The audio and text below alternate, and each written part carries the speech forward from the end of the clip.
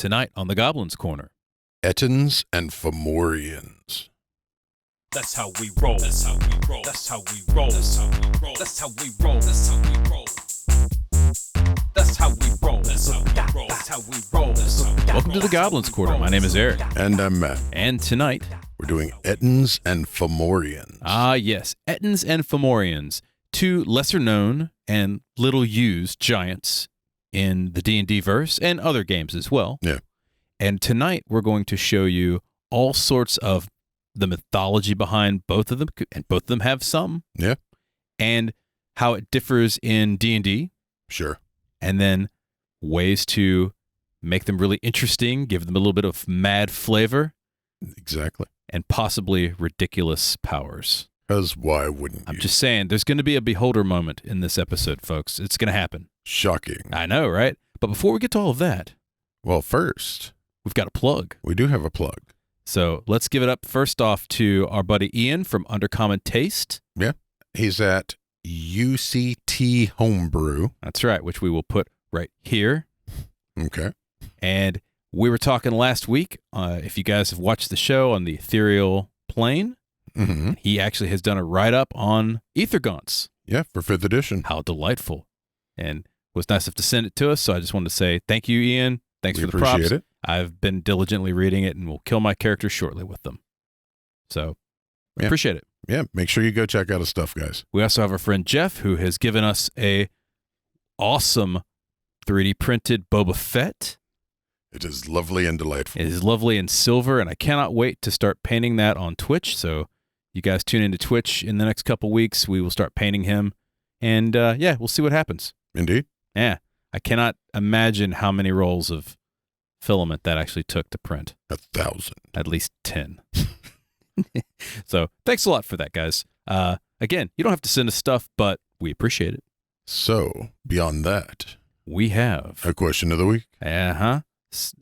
Would it be Ettin or Fomorian related? It is, in fact. Excellent.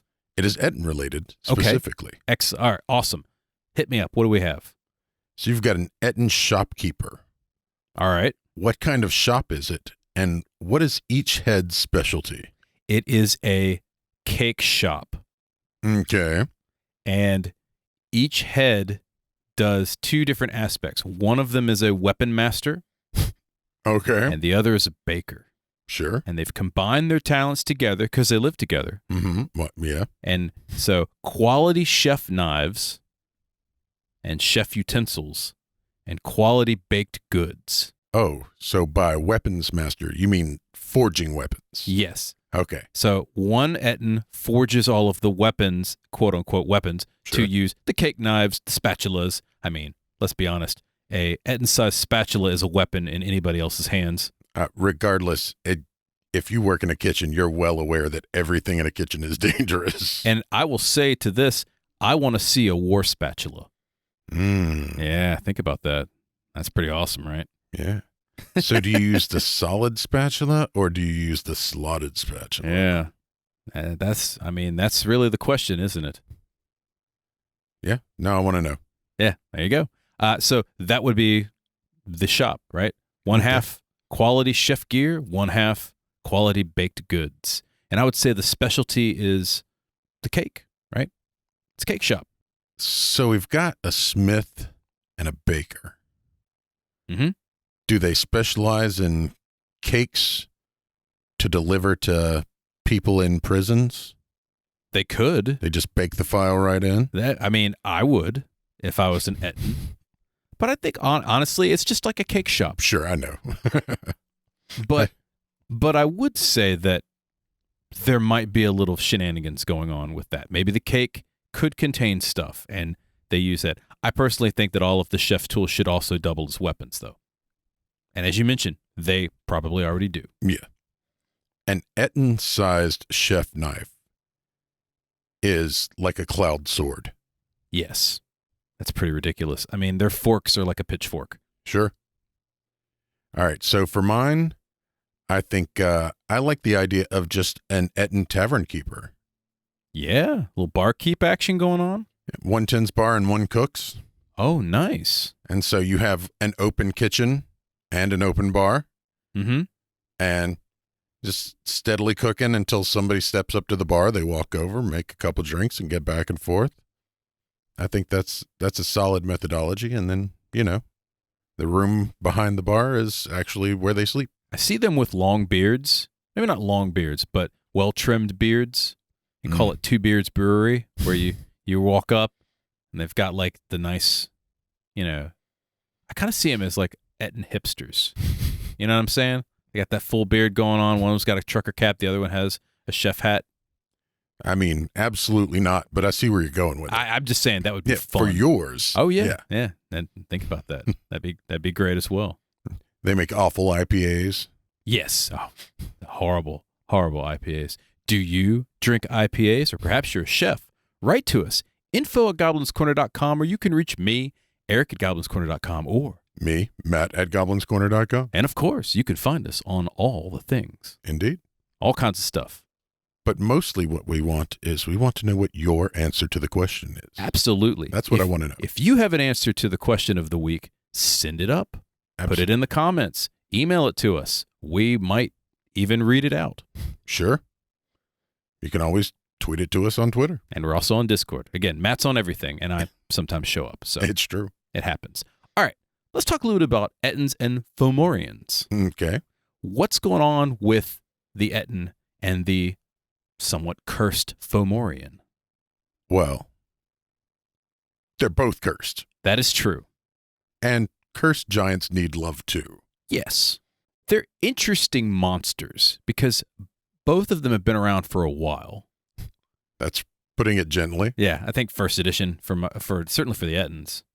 Oh, I thought you meant like mythologically, like they've been around for mythologically thousands of years. They've been around for a while as well, and we'll get to some of the mythology and how it differs in the game realm versus the quote unquote real world. I'm still not entirely sure this is our real world. We might be in a simulation, guys. Just saying. But there's interesting lore surrounding Fomorians and Ettins. Yeah. Another great reason to talk about them is they make excellent large and huge assailants. Yes. So the Ettins are large. And Fomorians are huge. Yeah. And so they're both giants. Yeah. And they're giants that you don't necessarily pick out of, a box. Yeah. It's not something like, I'm going to choose some giants to throw up my characters. These are kind of the last that you inevitably think of. They tend to be. They're outliers. Yeah. But we think that they're a lot more interesting than some of the standard giants. So they're a lot of fun for story thematics. They're great NPCs because they're so weird. Mm-hmm. And they've got lots of fun options about them from the various versions that we're going to talk about, and then some alternate versions that we've come up with as well. Yes. Well, let's dive in, shall we? All right. What's on our list first, Matt? We're going to start with Ettins. All right, cool. Tell me a bit about Ettins. There are lots of definitions depending on whether you go by classic mythology or D&D. We're going to use a little bit of both. We'll talk about both a little bit. Okay, let's talk about the classical mythology first. All right. So Ettins are a Middle English derivation of boggles. Interesting. Yeah. Which is a Scottish term for basically any ghost or malevolent spirit. So originally they were dark spirits, which, to be fair, anything in the past was classified as a malevolent spirit. Right. Even if it was physical, it was still a malevolent spirit. Yeah. Okay. They're also related to Jotuns. And obviously, Jotuns are giants. They're Germanic. Mm-hmm. Ettin and Jotun are close to Ettin, mm-hmm. which is basically just giant. That's like Proto-Germanic words. Yeah, it's just any giant, not a specific giant, just biggin, right? Yeah, and German speakers, we probably are screwing up the language. Oh, I'm certain. Feel free to correct us on this stuff. And I took a couple years of German, but that was many, many moons ago. And then there's Ettinas as well, which is to eat in Proto-Germanic. So somewhere along the line, these got all crossed up with the spirits, and so Ettin basically is a gluttonous giant. Yes. Which happens to have two heads. So they mixed it up a bit. Yes. And that's just the traditional side of things. What about the D&D side of things? D&D side, way simpler. They're two-headed giants. Oh, well, there you go. There you go. That's pretty much what they are. And in most definitions, that's sometimes all you get. Now, there is a little bit more than that. For example, sometimes they have mutations. Mm-hmm. Sometimes they are conceived as conjoined twin giants. Okay. That's what happens when two, are together, which is cool. And sometimes, depending upon the versions, they're something else, right? Like a curse is one of the more recent modifications of why an Ettin shows up. We'll talk about their lore in a second. Okay. So their descriptions are varied. Sometimes they are very giant-like, much more humanoid, much like the other giants that you would see in D&D. Right. I think that's the 5th edition there. Yeah, and some other versions too. And then others, they appear almost like animals, like bestial shapes, maybe with ape-like faces or fur and stuff like that. As a DM, use whatever is most fun. Right. I would use both. Yeah, vary it up, right? There's nothing to say you have to use the specific definition of what an Ettin is. Yeah. It's just something that's two-headed and giant. Past that, you can change the skins out on it all day, every day. 100%. One of the things that I have noticed through all the different D&D versions is they're always filthy, filled with disease. Okay. And it's because they have this thing against bathing. Now, I don't know where this came about, but I think there might have been something in the mythology about it. Again, this is our 20 minutes in Wikipedia, so whoever happens to be a lore master, hit us up, right? We might be wrong. They're fairly hideous, and that could either be because they are filthy and they don't comb their hair, or it could be they're actually hideous. And then they had lots of distinct smells from their lack of hygiene, including the fact, and this was, I thought, very interesting point, they wore uncured animal hides for clothing. Sure. So you're going to get lots of maggots, other sorts of vermin, because it's basically rotting skin. Yeah. Leather mold. Yeah, delightful, isn't it? One of the things that I love about Ettins is that each head has its own identity and personality. Mm-hmm. They have their own memories, their own quirks. Oftentimes, they're seen bickering with each other, sometimes comedically, sometimes less so.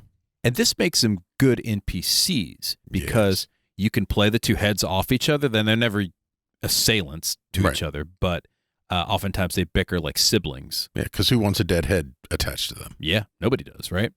But it's really interesting for comedy value. It's really interesting for a assailant value because, as you mentioned, they got their own memories. One head may remember something the other one doesn't. And so getting something past them is tough. Yeah. Now, one of the fun things that you could do is if you've got a really sneaky person in the party, they could eavesdrop on the conversation between the two heads and maybe learn something useful or interesting. I totally agree. If you're scouting in a party, take a listen to the Ettin as it's guarding a door or something like that. Listen to them talk amongst themselves. You might find out the passphrase for part of the dungeon or where they happen to stash the keys. Mm. It's not in a fun place. Almost never. Another interesting aspect about Ettins is they bridge the gap between true giants and other giant kin. So it's somewhere in the middle. So you might have like ogres and half giants. And stuff like that. So you got those giant kin going on, including trolls, by the way. Sure. And then the Ettins are kind of in that middle distance there. They're all of a similar build to hill giants as well, or stone giants. But basically, they're just a hell of a lot meaner. Because you've got to convince both of the heads not to eat you. Yeah. I hope you're good with crowd control. So basically, they're often brutish and are naturally bullies to smaller things. Which is lots of stuff because they're large-sized creatures. Right. But because they have two heads with two different personalities, some of them could be cool, right? Some of them could be kind or gentle. Even nice. Right. You should probably, for safety, assume that they're awful. And going to eat you. But they might not. Yeah. So don't always assume. And this is why I think they make lots of fun NPCs, because they have the flexibility already inherent in the class without having them do any heavy modification. Yeah. They still probably don't bathe, though. Just saying. maybe they have a problem with bathing, but that doesn't necessarily mean they have a problem with being clean. What if they prestidigitate themselves clean? Do they have a problem with being clean, or do they have a problem with bathing? I think they have a problem just with bathing overall or being clean. I think it's the being clean part. Okay, because those are two different things. Like if they don't like water, which is the reason they don't bathe, then Who knows? they don't. Yeah, That's worth exploring. Yeah, Yeah, think about that. That'd be kind of cool. Maybe you go in to teach hygiene to the Ettins, and all of a sudden they're a civilized race. They're now working a day job. Next thing you know, you're going to see them in a suit and power tie. Yeah, absolutely. They got the power tie going on. They got two power ties because Sure. they've got two heads. Yeah. And they've got a desk job, working for the man. They're a lawyer. Bringing yes, Ettin, attorney at law. Oh my God. That is the next character I want to make, is an NPC, Ettin, a barrister. Now that's how you cross-examine somebody. Each head coming at you, just. And if, guys, if you're in the UK, then they've got two powdered wigs. Think Indeed. about that too. Yeah, that's that's a lot of powder. Man.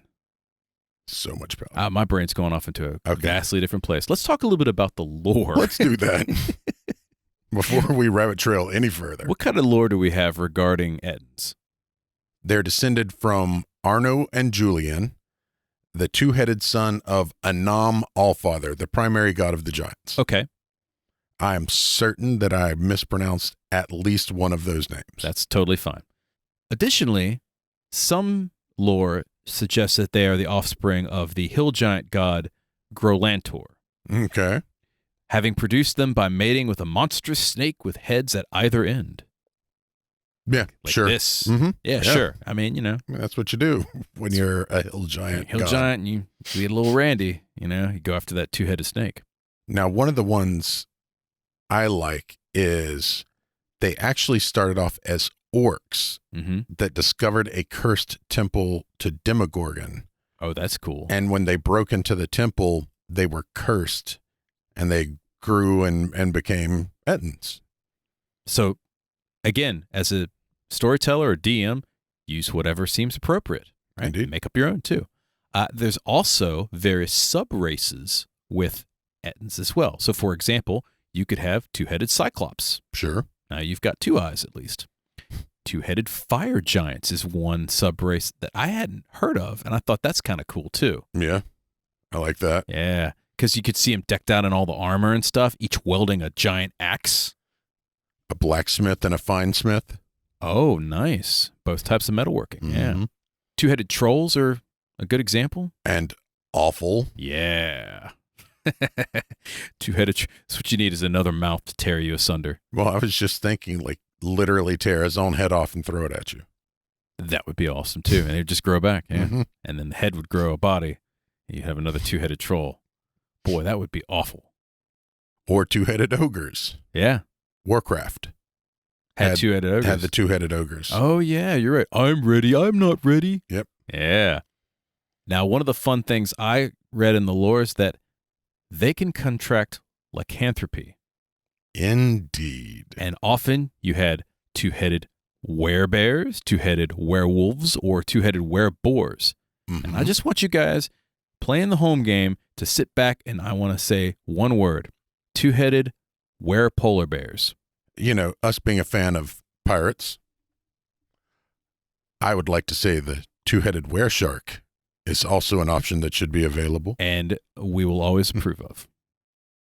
But just quick point, werebears are, per 5th edition and most editions, good aligned. Well, a little bit of flexibility in the monster, so maybe Yeah. it's a good werebear. Let's talk a little bit about some of their advantages and stats and stuff like that. Now, I understand they have high strength, Sure. Dex is less so. less so, right? So they're big, they're beefy, high con, their wisdom, their mental Average. skills. Yeah, average mental skills. Average mental skills. Their int's a little low, but Yeah, it's like a 6, right? Yeah. Yeah. But their wisdom and their charisma is about average. about Yeah. average, which means they're not entirely dumb. No. One of the things I love about them that makes perfect sense is they have advantage on perception checks. As they should. Two heads are better than one. Exactly. They make excellent guards. They also have advantage against effects that cause blindness, charm, deafen, frighten, stun, and unconscious. Because they've got 2 brains. Because they've got 2 brains. Yeah, so if one gets charmed, the other one may not get charmed. 50-50 chance, guys. I love the idea that 2 heads never sleep at the same time, which is, again, perfect for a guard Yes. NPC. Because you can be lounging in a chair, right? But as long as the one head is alert, it can take over the body to wake it up. Yeah. They're not very smart, but they can be cunning, right? And- because they've got a decent wisdom. Yeah, and that makes them interesting fighters, and we'll get to some of the builds that we have later on. And finally, some of the books stated that they grew their heads back if they were lopped off. And some of the books have stated they not only grew their heads back, but they added one like a Hydra. And I just want to think of a Ettin Hydra. Sure. Yeah. You just cut off enough heads till it eventually flops over and can't move. Yeah. It just overturns. Now, despite all the stuff we've talked about, Matt, what makes these creatures interesting in terms of gameplay? One of them we mentioned, which is they have 2 distinct personalities, which could include having 2 distinct skill sets. And that gives the storyteller 2 distinct people to play, which is a lot of fun. They are extremely vigilant. They may not be super smart, but they are vigilant guards for dungeons or, places of interest. Mm-hmm. And then double-headed werebears. Yeah. Enough said, right? All right, let's talk about Fomorians. Fantastic. What's going on with Fomorians? A lot like Ettins, they actually have real-world definitions and D&D definitions. They are not the same thing. Okay. In the real world, they're from Old Irish, and they are a supernatural race of beings that are personifications oftentimes of things like chaos, darkness, death. All the bad stuff. Yeah. Wild and destructive powers of nature. Yep. They are basically considered the darker side of the Tuatha De Danann. Okay. And for those of you who maybe know a little mythology, it's almost like a comparison between the Titans and the Olympians in the Greek pantheon or the Aesir Vanir of the Norse. Yeah. You've got kind of like not necessarily the bad and the good, but definitely like the dark side of humanity versus the chaotic primal side and the more civilized side. Yes. Yeah. Yes. So that's very interesting. What else do we know about Fomorians? They're sometimes considered malevolent spirits that dwell underground. Like everything else in mythology, it's a spirit. Yeah. I've seen this thing. It's a spirit. And it's malevolent. Yeah. Because it scared me. One of the things I thought was interesting is that the description of them was different than the D&D version. They oftentimes had the head of a goat, or they were a form of cyclops. That's interesting. So it only had like one eye or something like that? Mm-hmm. Okay. And yeah, and sometimes the goat was not necessarily a goat head, but like a goat mask, which I think is kind of cool as well. Yeah. That's a big-ass goat because these are giants. Yeah. What kind of goat are they raising? Blah. What's it eating? Is it Thor's goats? No, they're Irish. That's not Thor. Nope. I don't know if there are any famous goats in Celtic mythology. I'd have to check that out. Yeah. Somebody look that up for us. Famous goats in Celtic mythology. Google that for us to see what you come up with. Cool. One of the things I loved is that in some of the research, they have notable Fomorians, and one of them was named Baelor. Yes, indeed. Now, this is where the eye powers come in because Baelor had this badass eye that had 7 veils, and every time he moved one of them away, it just got more badass. Like crops would wither with the first one. The second one, it would like parch the land or something like that. And basically, by the time he actually showed you his eye, you're vaporized. Yeah. Destroy the whole world.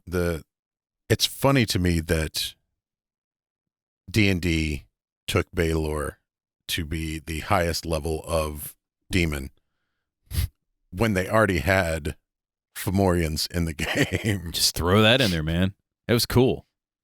I would personally say that the first Baelor was a Fomorian. I would do some making some rounds around that. That'd be interesting. That's kind of fun. What I want to know is also, what's his tailor like? Because you've got a 7 veil eye patch. Yeah. That's a lot of like tinkering to sew something up for. Well, you do it from behind his head, right? You're not standing in front of the eye. Can't look at the eye.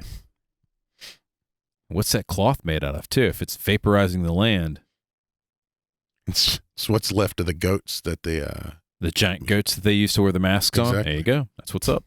Let's talk a little bit about the D&D version because it's way different. Very. First up, the huge giants with the evil eye. Yeah, and this is 5th edition. They got Yeah. the evil eye. Earlier editions didn't have any eye powers. They were just ugly. They were just ugly. Ugly ass giants. When we say ugly, like ugly. Hideously misshapen. Yes. Oftentimes the descriptions were like mottled skin or hairless, mutated looking. Think Sloth meets the Toxic Avenger.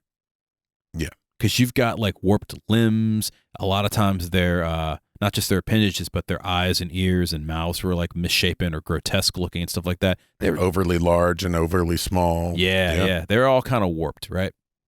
They were also generally hairless. Yay. With all sorts of skin tones. And when I say all sorts of skin tones, I don't mean natural skin tones. No. I mean, pink was always a big favorite. Mm-hmm. I don't mean new baby pink. I mean 1980s hot pink. Like muscle thing pink. Right. For those of you who are old enough to get that reference. Sometimes they smelled, sometimes they didn't smell too. Yeah. Which is weird to me. Sometimes they excreted stuff from their pores due to the curse, which we'll get to, and sometimes they didn't. Sometimes they didn't have any scent, which is so there's a lot of really interesting variation between their shape, sometimes their abilities, and we'll get to their personality, but also something like that as well. They also tend to lair in the Underdark. Yes.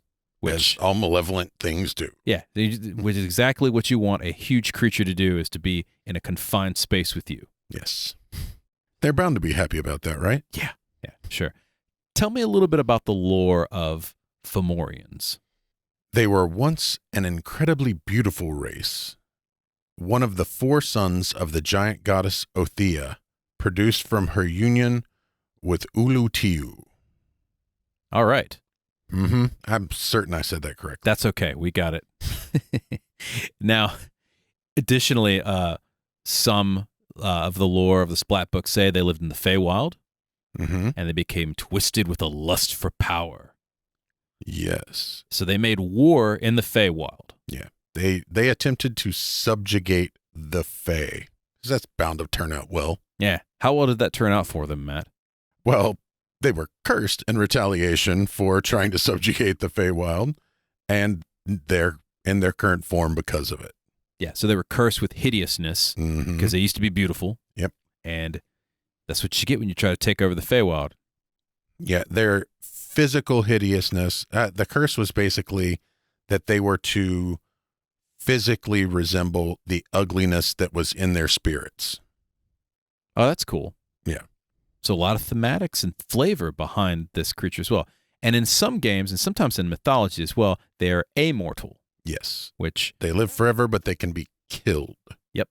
Which is something to think about as well. Mm-hmm. A creature that has an eon's long view is going to have a different mentality about a lot of things. Plans. Yes. All right. We're going to talk a little bit more about Ettins and Fomorians, but we'll be right back. After these messages. You with the face. Do you like what we have to say? Help our channel rise from the depths like the mighty Godzilla. Please like and subscribe and ring the bell and do all of the necessary YouTube. What he said.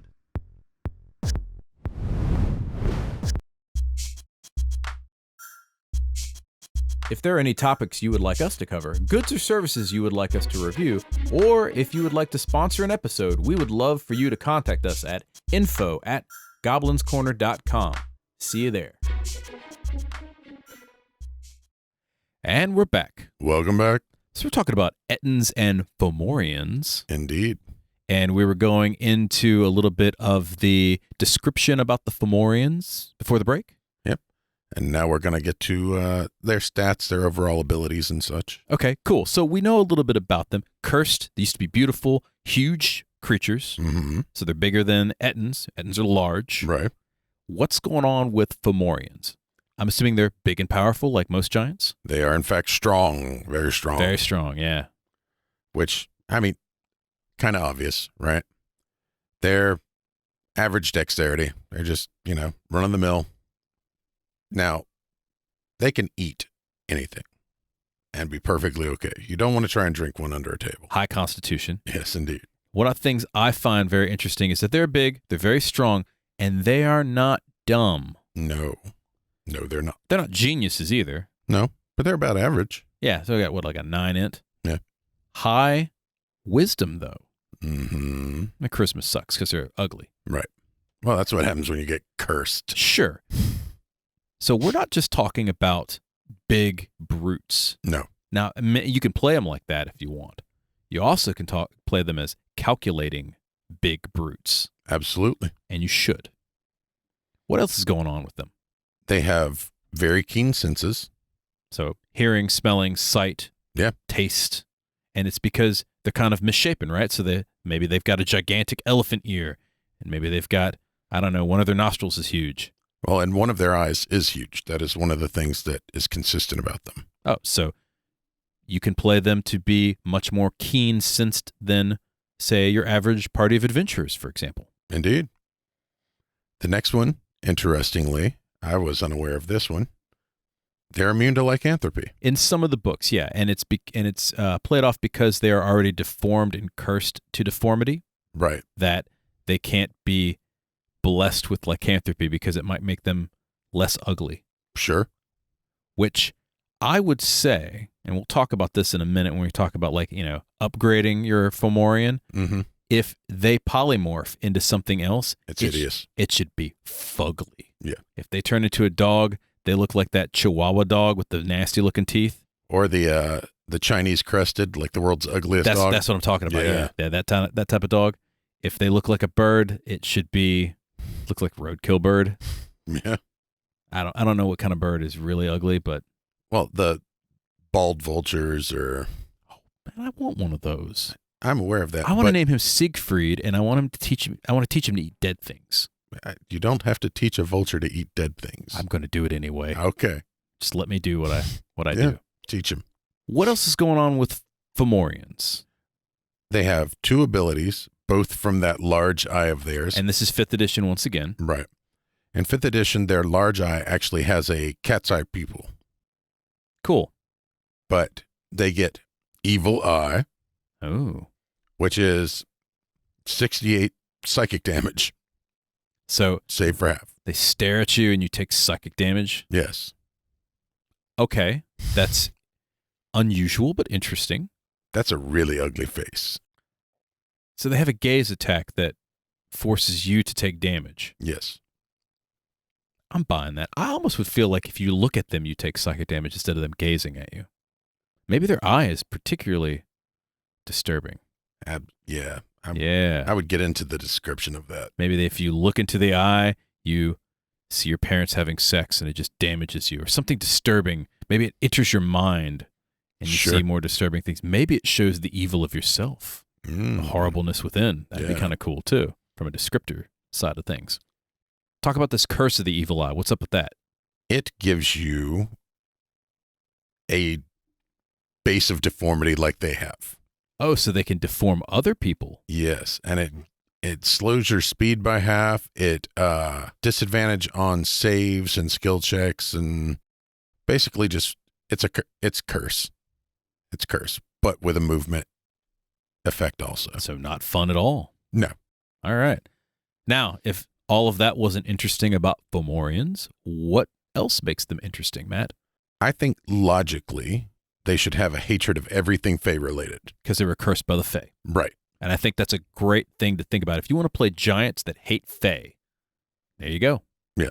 I love the idea of their lust for power, because this makes, they're not like storm giants or cloud giants, which are, you're not going to see for several games. You could play Fomorians with like a party of mid-level adventurers fairly easy, and their lust for power means that they will actually kind of play the same shenanigans that your characters may play, and this makes them a believable big bad evil guy. Absolutely. So they might be running stuff behind the scenes because they're not dumb. Right. And then, of course, they've got a laser eye. Yeah. Laser-eyed giant. I mean, what else? They've got giants with freaking laser beams. How cool is that? I knew you were going to love that. I love anything laser-related. Especially laser eyes. You're a big laser eye fan. I am a big laser eye fan, yeah. Speaking of laser eyes, let's talk about upgrading your run-of-the-mill Ettins Fomorian. Okay. I have ordered these into 4 categories. Mm-hmm. These are not, of course, as I always say, this is not the end-all be-all list. This is just things that we came up with that we thought would make them, A, an upgrade, and B, more interesting. Yes. And the 4 categories we have are physical-related, mm-hmm. class-related, mm-hmm. power or curse-related, mm-hmm. and then just some ridiculous. Right, because ridiculous. We like ridiculous. Let's talk a little bit about the physical-related things that you can upgrade. Let's start with some Ettins. You want to upgrade your standard issue Ettin. What are we going to do? We're going to make them an Ettin Hydra. We already talked about that a little bit, right? More heads equal more better. Exactly. More organs equal more human. The other thing is what if at some point in time that Ettin Hydra becomes a hive mind? Oh, that's kind of cool. Because then you start getting things like immunity to suggestion and charm and all of that. Oh, man. It's like the cranium rat version of an Ettin. Mm-hmm. That's neat. Yeah, that could be problematic for the player characters. You're welcome, DMs. One of the things I like about Ettins, if you want to play the fact that one head's always awake while the other sleeps, that can make them relentless. Absolutely. Aside from the fact that they may have to physically, rest their body, you could make them pursue a party of low-level adventurers consistently. Sure. Stay awake through the night, right? One of the great things about that is, okay, yes, eventually they'll suffer exhaustion. It's not like the players can hang out. They got to keep running too. Guarantee their con's less than the Ettin. It's just exhaustion versus exhaustion. Absolutely. What are some other fun things we can do with Ettins, or I guess in this case, Fomorians as well? A little bit of both, yeah. Extra arms. Mm-hmm. That would work for both. Yeah, because Fomorians are deformed, so you give them some weird-looking arms or legs. Right. You could also do the same thing for Ettins, and why not? They're already conjoined twins. Yeah. Extra arms, extra legs. For Ettins, if you're going with the whole Demogorgon range, right? Give them some demonic mutation. I see some flailing tentacles instead of arms. Okay, sure. 'Cause, Demogorgon had the little wavy-looking, wacky inflatable arm flailing tube man arms. Yep. Or give them tentacles on their shoulders like a displacer beast so that they get arms and tentacles. Mm. And if I recall, his arms are actually snake heads, which would be kind of neat for Ettins as well. I'm not sure if they are in 5th edition. I know they are in some editions. 3rd edition, they were snake heads for his arms. Because why wouldn't they be? Bring them back, folks. Sure. Yeah. I think for Fomorians, because they are related to the Feywild, give them Fey mutations. Oh, they would hate that. I know. That's why it's a curse. Yeah. Unseelie mutations, right? So more hag-like would be kind of cool. Or goblin-esque. Small dragonfly wings. Like not big enough to support them. So they get all the irritation of having them and none of the benefit. They just trail pixie dust wherever they walk. Oh, yeah. And that's how you find them. That would be annoying. Yeah, annoying Fey mutations. Yeah. That would be kind of cool. No benefits, just... They've got beautiful knees, but nothing else. Their knees are amazing. I like it. Yeah. Fun stuff, right? Sure. What else can we do to Fomorians? Well, as we discussed, Baylor had an eye that did multiple things depending on how veiled it was. Yeah, he had a banging eye, man. So let's give them different eye powers that they could use instead of the same one every round, like a poison eye, a fire eye, a death eye. All of those are mythically accurate. Yeah, or a desiccation eye would be another good one. That might be maybe one that caused exhaustion. Sure. Would be another great mythically accurate eye power.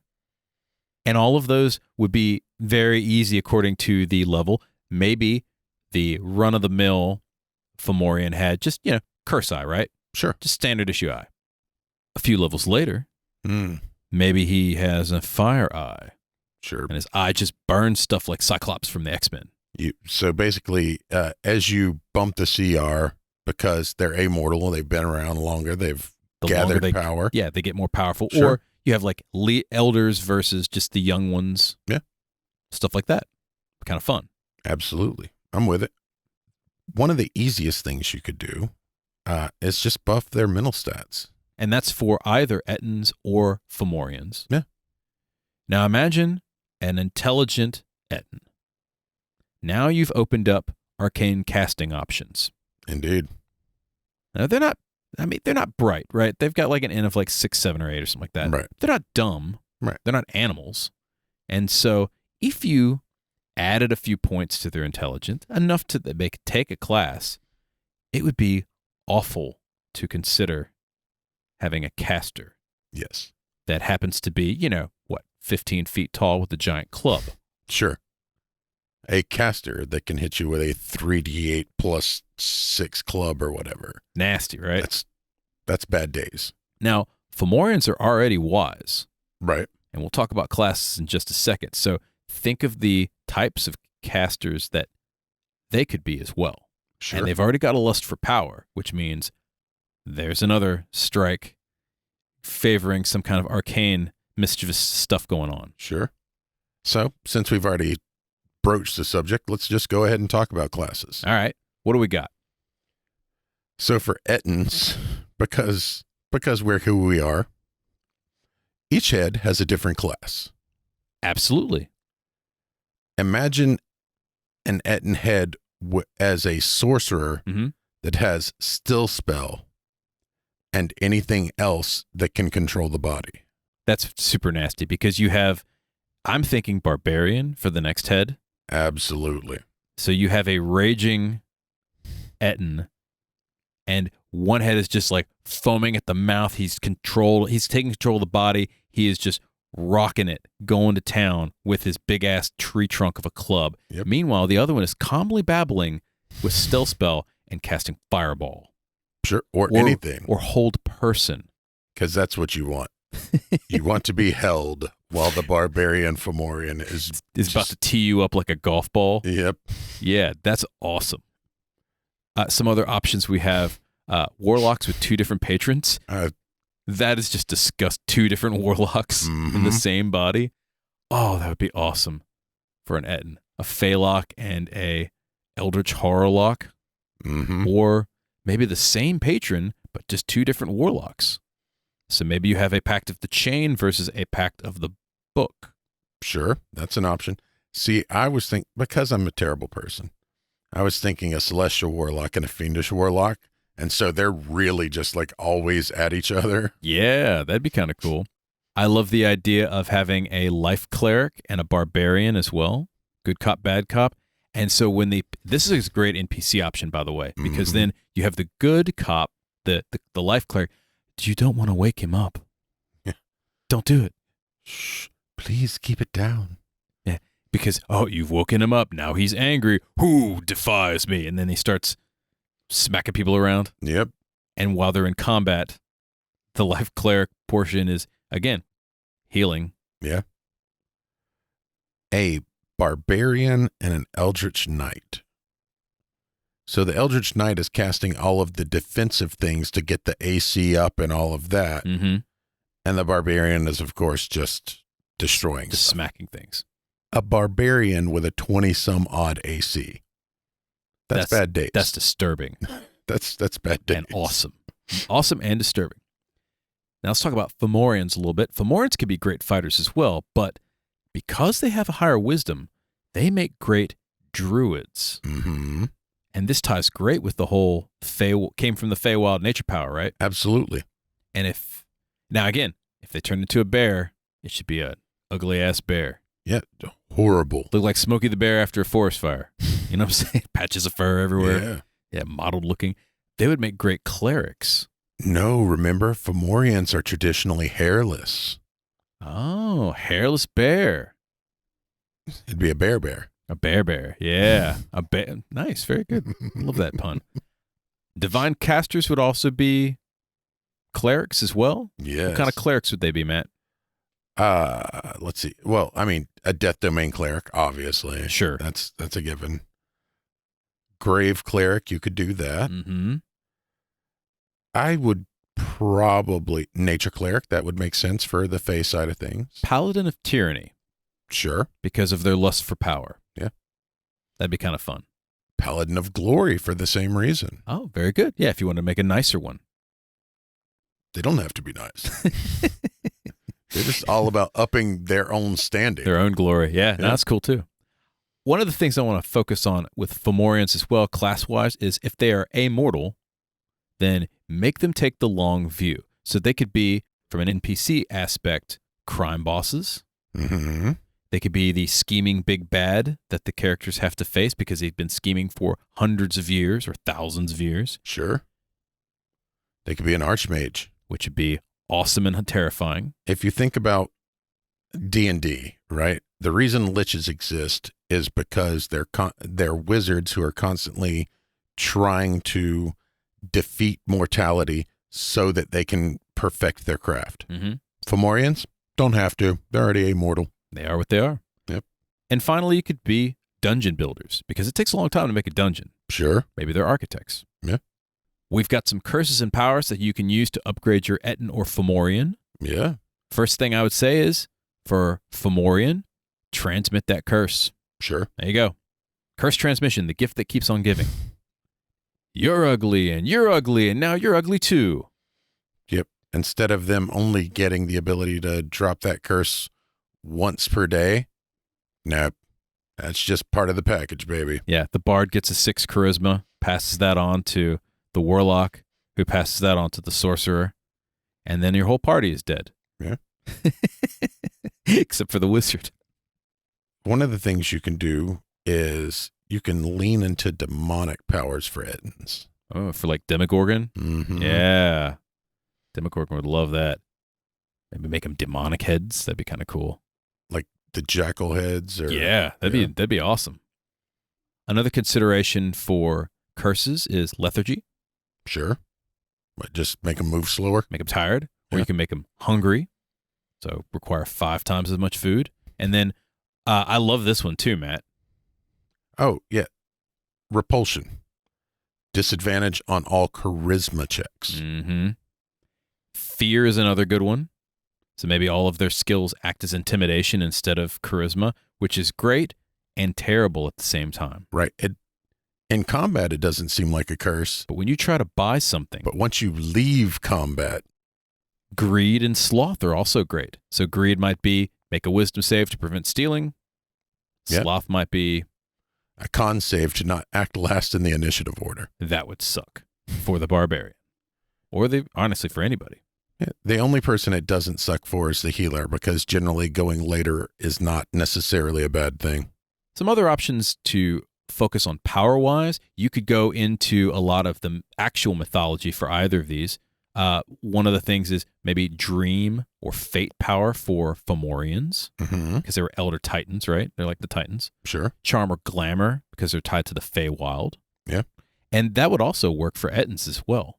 I like the idea of nymphs have unearthly beauty, Mm-hmm. which is you look at them and either you die or you go blind because they're so beautiful. So you're thinking for Fomorians. Unearthly repulsion. It's the exact same thing, just from the other end of the spectrum. They so ugly you die. Yes. That's cool. I love that. And then finally, you could do legendary powers, so legendary actions, Absolutely. or just kind of play up more on the amortal aspect as well. Maybe in addition to, they can be killed, but maybe they regenerate if you don't kill them immediately. And that could be it for either of those, by the way. Absolutely. And also dropping more into their mythology side of things, right? They are primal creatures like the Titans. You could bring in some primal style powers to them, like give them wall of stone or, fire-based powers, anything that's very primal. Or even illusion-based powers, too, from the Feywild. Sure. So you've got a lot of different options in terms of powers, is what we're saying. And I would say go hog wild, right? Whatever flavors hit your campaign that you're running with. Yeah. Whatever you're trying to lean into for your campaign. Yes. Now let's get to some ridiculousness. This is some we came up with that I can honestly say some of these are just stupid. Right. But if you really want to do these, we say you should go ahead and do them. Do them. They're great. Now, I kind of accidentally touched on this one earlier, which is the detachable head Ettin. Yeah. Make them throwable. Yeah. How freakish would it be? Your characters, they stumble upon an Ettin, they piss him off, he just rips his head off, tosses it at the characters, it's biting them, and the head's the size of, I don't know, like a small boulder. Yeah. So it's going to swallow somebody whole, chew them up. Not a good time. And then it regrows another head. And he just rips off that head, tosses another one. He's always got some armor. Head of returning. A head of returning. Oh my God, that's so great. Now, for you, what's the next one? Oh, beholder powers, of course, for the Fomorian. It's got eye power. Give him beholder stuff, disintegrate eyes, or slow eyes, or creation eyes, or telekinetic eyes, or multiple eyes. Maybe that big-ass eye that does the curse, maybe it's on a tentacle. Just kind of make it part of the far realm instead of the Feywild. And now you've got a truly horrible thing to behold. Maybe it stumbles up to you, and it bursts, its chest bursts open, and there's like a giant jaw mouth like from the Thing. Sure. Like, make it hideous. You want to be hideous? Make it even hideouser. Absolutely. I'm laughing because of that unintentional pun, right? Yes. Okay. I know you didn't do it on purpose, but I couldn't help it. Make it a terrible thing to behold. Okay. Yes. Okay. That's what we do. And then? Why not just, make them a vampire? Either of them, yeah. One would be like very classic, horrible, ugly Nosferatu, yes. Just like with the volume turned all the way up. Because a huge vampire, I would think, would require a great deal of blood. Absolutely. As would a vampire with two heads. Mm-hmm. Because me personally, because just the way I would think it would be done, just because one head is sated, and maybe even the body is sated, that doesn't mean that the other head doesn't require blood for sustenance. It's true. Another option that you could do is to add illithid variants to them. Yes, seramorphic. And that's all I got to say with that. That's just awful and hideous. My favorite that we've come up with so far, though, is make the Fomorians flesh warpers. Okay. They've already got the ability to curse people. Yeah. The evil eye of whatever it turns them hideous and stuff. Maybe make them be able to manipulate people. Like, imagine one of them grabbing you and just kind of pulling your bones and turning you into like a bone-like pretzel or a human centipede or whatever else it decides to come up with. Or just stretching you. Like, instead of ripping you in half, it literally just stretches you like Stretch Armstrong. Like Laffy Taffy. Mm-hmm. Yeah. So think about that. That would be awesome. Bad times. Bad times all around. Now, a simple one that actually makes a fair amount of sense is just give them the swallow whole ability. For Ettins? Yeah. Or for either. Yeah, because the other one's huge. Mm-hmm. So it makes perfect sense. We should not have even needed to add this comment. It should just be something they could do. Yes, they should just be able to swallow people whole. And then finally, if you want to go freakish, make the Ettins have monstrous heads. Sure. Which we kind of alluded to with earlier with upgrading them and making them part of Demogorgon. Right. But any kind of for an Ettin, a Minotaur Ettin. That would be fun. Yeah. All the horns. Yeah, you must ability to get the horns. Yep. All right. We finally got some story options as well. And again, just something to kind of get you guys in the mood to play an Ettin or Fomorian as an NPC or an assailant for your characters. What is some of the stuff we got, Matt? I like this one because I knew exactly what it meant right when my brain hit it. You meet a one-headed Ettin searching for a man with a golden sword. Vorpal. Yep. Yeah, the other head got lopped off with a Vorpal weapon, and the person took off running. That's all. Where's that asshole? I'm going to find him and eat him. He killed my brother. Yeah. Prepare to die. Oh, yeah. He's just Montoya. The other one's Inigo. Yeah, exactly. Legends speak of a creek in the mountains that can grant any wish for a price. So we've got a Fomorian in the background. Yeah. And that's leaning on the hag stuff, right? Sure. Make them kind of sinister, conniving creatures. Rumors are running rampant in the Feywild that a beautiful Fomorian child has been born. Ooh. Has the curse been broken? Will all hell break loose? Who knows? Speaking of all hell breaking loose, war on the Feywild. What's going on with that? Fomorians are gathering to revenge themselves on the Fey. Sure. If they're already cursed, they might as well.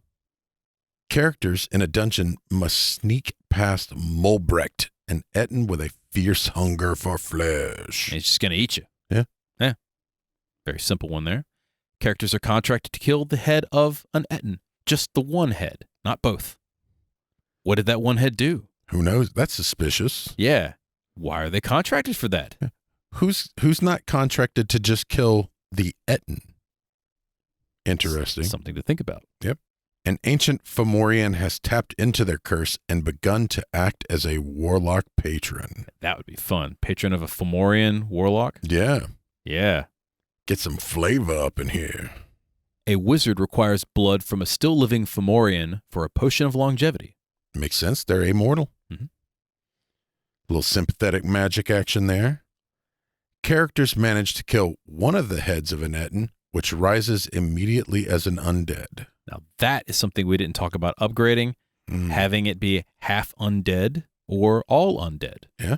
We talked about vampires, but I mean, maybe it's a ghoul. Yeah, that's what you want. Is making them even hungrier? Mm-hmm. Yeah, that'd be kind of fun. A Fomorian has begun to gather resources from both Ettins and Fomorians to have a great ritual cast to remove the curse of both their people. Interesting. How are they going to do that? What happens when they do that? Yeah. An Ettin has collected nearly everything it needs to cast a ritual to summon the Demogorgon in exchange for removal of the Ettin's curse. What happens when they get split? Or do they get split? Maybe they get merged. Or one of them just dies. That could also work too. I mean, that would be very demon. Yes, it would. I love this one. A friendly Ettin is running for mayor of the local town while her other head is running against her. Yes. And we specifically said her because you never see female Ettins. And you should. Yes. And finally, Hexbloods are going missing, and the party is hired to find out what is going on. Now, my theory behind that was they're going to try and ransom the Hexbloods to the hags to get the curse removed because Hexbloods are the way that hags reproduce. oh, interesting. And So if the hags want more hags, they've got a deal. Very conniving of the Fomorians. Yeah. So there you have it. Some lore, some stats, a little bit of ways to amp up both Ettins and Fomorians, our two favorite giants this week for your TTRPG of choice. Indeed. Any questions or comments? Write to us. info@goblinscorner.com, or you can reach me, Eric at goblinscorner.com, or Me, Matt at goblinscorner.com. we're on all the things. Matt, what are all the things we're on? We're on Twitter, Facebook, Pinterest, YouTube, Twitch, and TikTok, As Goblin's Corner, and Instagram. as the Goblin's Corner. Do you like our show? Subscribe to the podcast on your favorite player, YouTube, and Twitch. If you could do us a favor, click the 5 stars, give us a review on iTunes and Podchaser. On YouTube, if you could like, subscribe, ring the bell, comment, do all of the YouTube things. It boosts our show and it feeds the hungry algorithm. Hungry Algorithm is two-headed and will soon start jabbering at you and arguing at the same time. Sounds like fun. YouTube algorithm definitely two-headed. Indeed. Yeah, and cursed. That's all the time we have for this week. Once again, my name is Eric, And I'm Matt. and we'll see you next time. Have a good night, folks.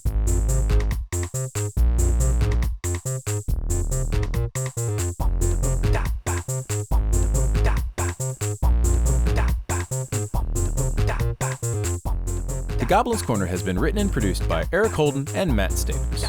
Music by D20. This is a Subterranean production.